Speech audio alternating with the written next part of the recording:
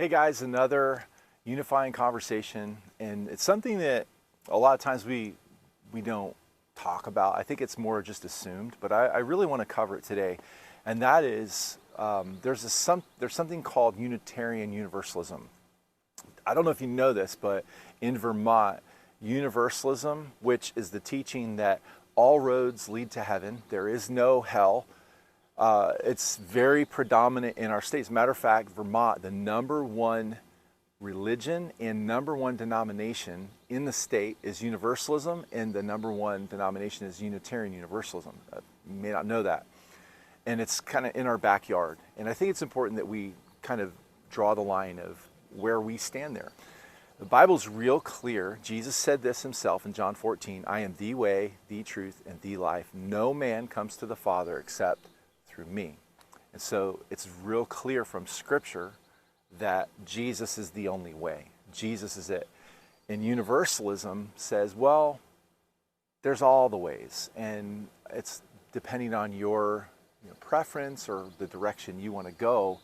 It all depends on that, on which way you believe. But ultimately, all paths lead to heaven, which is a sad misguidance that unfortunately is accepted in our context. So I think it's important that we all stand unified, knowing that there's only one way, and his way is Jesus. Now, the world, and especially in Unitarian Universalism, depicts that as cruel and mean and really mean-spirited, that it is not inclusive. And to be honest with you, it's the opposite.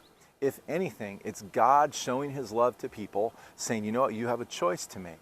I love you. You don't have to be robots. You don't have to be puppets. You don't have to fall in line, but you can choose. And the choice is there's one way.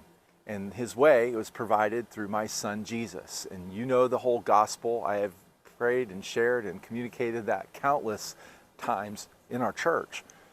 But it's important that we stand unified on this one idea, that there is only one way to heaven. There is only one way to be forgiven. There is only one way.